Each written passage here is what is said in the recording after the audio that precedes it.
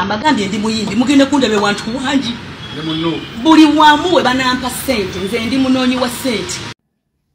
Tewaliyo Pastor Shay. Atera tewaliyo Shay Pastor. You either pastor, you either Shay. Ekisinga okubonyabonya omuwala ono ye kwe kukirowooza nti alimu abantu babiri mu omu. No wanda. Lwaki yabona nnyo Amalia? Lwaki yakyaŋŋanyisanga nnyo abasajja? Ayinza okuba ye yalowooza nti alimu abantu babiri mu omu. Ng'emisana bw'abeera ewa Ssekyewa nga Stesha Mayanja, akawungeezi ng'agenda ewa Kitaka nga Farida Mayanja, kubanga ye omutima gwe gwamumatiza nti alimu abantu babiri mu omu. Stesha Mayanja nnyabo emu ebeera karakita. Bobi Wine taliimu bantu babiri, asigala muntu omu, naye endala ebeera karakita gye bayita Bobi Wine. Tewaliyo omuntu gwe bayita Bobi Wine. Waliyo omuntu omu bamuyita Kyagulanyi Ssentamu Robert. Ne waliwo karakita gye bayita Bobi Wine. Kakati eno karakita eno gye bayita Bobi Wine teyinza kuleeta excuse ku Kyagulanyi. Nti nze emisana nagenze nga Bobi Wine ewa Museveni n'ennyimba kulaaleze, then akawungeezi nkomyewo mu kibiina kya National Unity Platform nga Robert Kyagulanyi Ssentamu nkwata akazindaalo kulaale yaffe. Ngamba agende tumukooye ate Bobi Wine gwava okuyimbira era nga ye Bobi Wine ensonga gyawe eri gye bamuyitira Kyagulanyi nti nze nabawa Kyagulanyi yekka sibawangako ku Bobi Wine. Bobi Wine kyakongojja kirina okusitandinga ne Kyagulanyi kyasikongojja. Kubanga ono Bobi Wine si muntu eno karakita Kyagulanyi alina okugitegeerera. Kakati naffe tubuuza, injawulo ki wakati w'omuyimbi eyagenze n'ayimbira Museveni ne Pulezidenti Jene nkyajja okujja mu kibiina agambe kaakati tugenda kutwala Museveni? Era ye ki ekimulowoozesa nti abantu bano babiri banjawulo era balowooza byanjawulo? Stesha bw'aba agenda okuyimbira Museveni mu budde obwo, ono gwe bayita Mayanja Farida tabeerawo kumugamba nti kino ky'ogenda okukola Stesha kitta omulamwa gwaffe, oba bayina emitwe era gyanjawulo engeri gyalimu abantu babiri mu omu. Nti omutwe gwa Stesha gwanjawulo nnyo ku mutwe gwa Farida, ng'omutwe gwa Farida gulowooza agende, then ng'omutwe gwa Stesha gwe gugamba nsobola okukolera oyo Farida gwagamba agende. Era mu budde obwo omutwe gwa Farida ne gutayingirira mutwe gwa Stesha, kubanga Stesha alimu abantu babiri mu omu. Tagattika mulimu goba professional ye ne katalaalye. Kankuwa ekyokulabirako, yeekolera itongwa ndi pastor, naye ng'ate profession yange yakuwayalinga amasannyalaze. Laba bwenja nfuna akalimu k'okuwayalinga essabo lya maama Fiina. Ne ngamba wa pastor si mulimu lino katala professional leero yempise. Aloogerako si yaluleeta singa nfiira mu ssabo eryo nga mpayalinga babika nti ani afudde. Muwayalinzi w'amasannyalaze oba omusumba w'ekkanisa y'Egindi. Kati omusumba w'ekkanisa y'Egindi newankubadde yasoma kuwayalinga masannyalaze, kolo bwe muyita ng'egenda kuwayalinga masannyalaze mu ssabo, pastor alina okumugaana.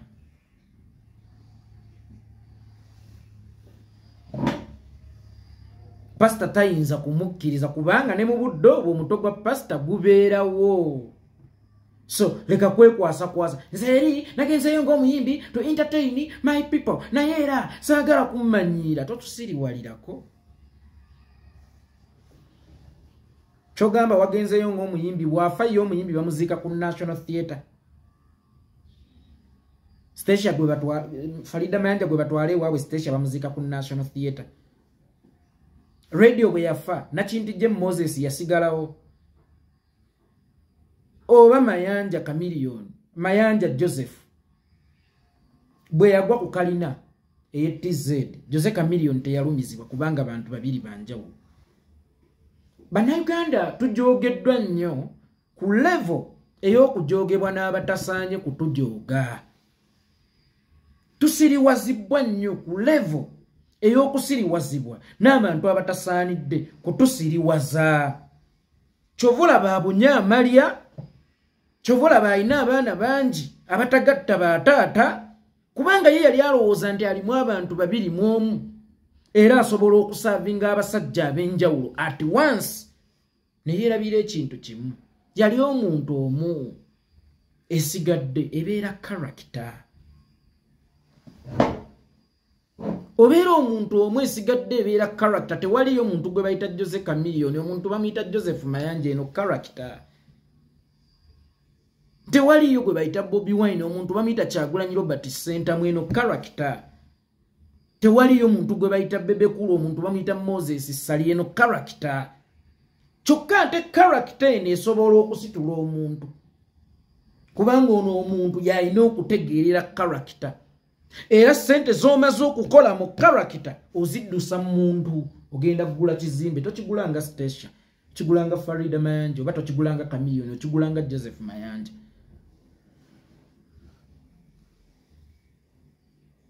Kakati tewali muntu wayawukanira ne character, kuba character bw'ekosebwa omuntu akosebwa, n'omuntu bw'akosebwa ne character ekosebwa. Gwe ki ekikulowoozesa nti ogenda kusiriwaliranga mu character? Then ojja otutegeeze nga gwe wali bw'obeera ozannya obuzannyi, it is just a character, nze ndi muyimbi. Then omuntu mulamu Station Mayanja azze wano. Kakati oli akuyita mu character y'ogenda omuyimbire, olowooza obeera ogenda mumugattako ki bw'oba otunula lwaki abeera akuyita? Bw'eba character ye erina gw'esobola okuleetera abantu, lwaki gw'eba tesobola kukuleetera abantu? Era lwaki gwe olaba character olina okugitunda, then gwe omuntu n'ogamba nze nstandinze wano, naye character ye standinze eri. Temutulabako amatunda oza mutuyita mbuzi asaanidde n'atasaanidde okujooga bannayuganda. Kwatadde n'ekyo si kyekyandeese, ekyasinze okundeeta ye mukulu the man John Kenny Lukyamzi the man. How are you in Teacher Lumbuye's voice? John Kenny Lukyamzi the man, okyali maani oba wafuuse boy? Lwaki? Bamaani babeera balengerera wala okusingako ku baboy. Bamaani babeera basengejja okusingako ku baboy. Bamaani babeera bafumiitiriza okusingako ku baboy. Okyalidde maani ku bino ebigenda mu maaso. Okyalidde maani ku bino ebigenda mu maaso, kuba n'omwana omuto yali asobola okukiraba nti guno gwonna gwali muzannyo, tewaaliwo kigenda mu maaso. Ekisooka, langi eri ku nnyumba esobola okuwa ekifaananyi ky'ennyumba bwefaanana munda, display editamininga kinene ku kiri munda. Gwe baaleeta ku display nkakasa n'empapula z'ekyomusanvu tazirina, n'erinnya lye tamanyi ddiwandiika. Sinze mukona mpaka nyagugutema atandika ddiwandiika. Station Mayanja, I dare you to write your name. Nga kamera zikwata. I dare you to write your names. Nga kamera zikwata. Kakati omukulu nga John Kenny Lukyamzi n'ogenda mu kintu ekirina display bwetyo, n'ozina n'amazina mangi nnyo mu kintu ekirina display bwetyo. Kati wali osanyuse eki? Uganda efunye omununuzi.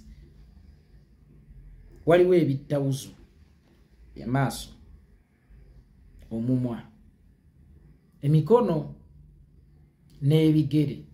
Kakati gwe omusajja yali atukula ng'olina wuzuyo. Wuzuyo wagitambuza ogitwala mu abo. Era osigale ng'okyerabanga asobola okusaala oba okukulembera esswala. Wuzuyo wagivuga ogitwala mu abo, baagimalako. Kubanga buli w'obeera n'abazannyirizi naawe ofuuka muzannyirizi. Buli lw'obeera mu by'ekidiikuula naawe ofuuka ddiikuula. Legacy mugikoleredde ebbanga, baboogerako. John Kenny Lukyamzi the man tayogera ne wabaawo ayogera. Bannange omusajja John Kenny Lukyamzi the man asobola okwogera n'akuula enjuba. Nga Lukyamzi bw'ayogera tuwulira nga Uganda eyogedde, ffenna nga tutoowolokoka mulabe bye yaddamu. Ali mu kuzina paka chini. Kale wabadde ozina wali ozina kusinziira ku ki ng'osanyusa nnyo nti Uganda yafunye omununuzi. Yoyo omununuzi wammwe.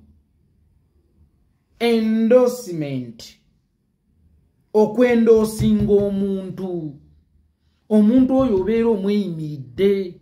Kati Stacia Mayanja yakuleetanga omusingo bwe kuba kumuwola tumukole ki tumuwole amaze okubba kampani obuze oli luddawo jangu obeera accountable kuba wajja n'otulaga nti osiga kifaananyi nti Stacia mulungi okubeerawo okwo mu mukolo nga batongoza ekibiina ekyo ne muzina amazina ne Stacia wali omuwa endorsement nga kugwe kabaka aluddewo nti naye tumuteekeko amaaso amaze okusobya oliwa nga tovaayo ba byalimu mu pulaani zammwe ze mwakola nga tovaayo kaakati gwe watuleetera okweyimirira tukuwola amaze okutubba then ate oliwa lwaki obuze naawe obeera accountable kasita ogendayo okweyimirira omuntu okwewola bwabula obeera accountable era obeera ogenda kusasula lwampaka kati Stacia bw'aba kisassalala eyamwendoosinga eyamutulaga ye abeera ki ye tumutuume ki owaayi mukulu John Kennedy Lukyamuzidde Mimani kati gwoli ki mwebaze nnyo Kyagulanyi bannayuganda mwebaze nnyo Kyagulanyi mbeegayiridde mu buli kyokola sabira nnyo Kyagulanyi mu buli kyolowooza lowooza nnyo ku Kyagulanyi yagala nnyo Kyagulanyi ekituufu kiri nti twatambulira mu saakaasi okumala akabanga mbuzi lwefa lwemanyibwa nannyiniyo ne yagenze n'ayimba eri ono nga ye yamututongoleza wano ani yasindika ono okutongoza kino kubanga kino kimaze okutulaga nti kyeri oba nnyini kyo weeri kati ani yasindika ono omunene okutongoza kino sajja batuvuze abasajja batusiise abasajja batutadde mu nnyeebwa okumala n'ebbanga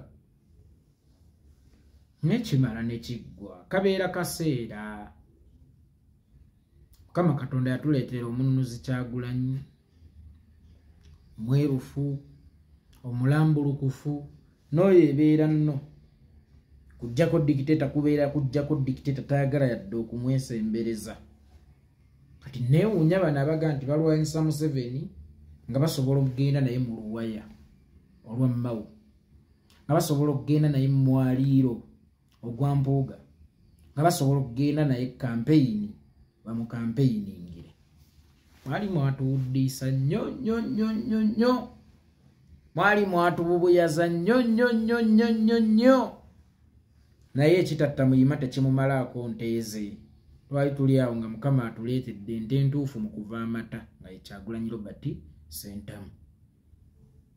Yes, kubanga tojja kwebuuza nti ki ekyatuusa Lukyamuzi okulya enkolokolo ale tuli mu kiseera kya kyeya ebimererezi. Stacia Mayanja ku pata ezi zonna eziriwo mu Uganda kimererezi n'ekibiina kyabwe kimererezi. Kati neebuuza ekyatwala musajja mukulu mukadde waffe John Kennedy Lukyamuzi mu saakaasi oyo njala kye yali emuluma ki kye tutaalina okutuuka okulya ebimererezi era kye kyamulowoozesa nti ekimererezi kino kye kigenda okuwonya enjala ekyokka ng'ate already waliwo emmere baatuzannirako nnyo nnyo nnyo nnyo nnyo nnyo ebbanga ddene. Otherwise baganda bange ne bannyinaze waliwo ka job opportunity oba oli eyo ng'oli mwami oba oli mukyala naye mubeera bafumbo waliwo omulimu ogw'okukola ku faamu akasalale kalungi nnyo gwe just kuba ku ssimu 0789 73 06 0789 73 06 0789 73 0871 kuba yakasimu bagambe nti yeekolera yaŋŋambye nti mwina omulimu ku faamu naye mubeera bafumbo nga muli kapo ne bw'obeera muntu ssekinnoomu omwami oba omusajja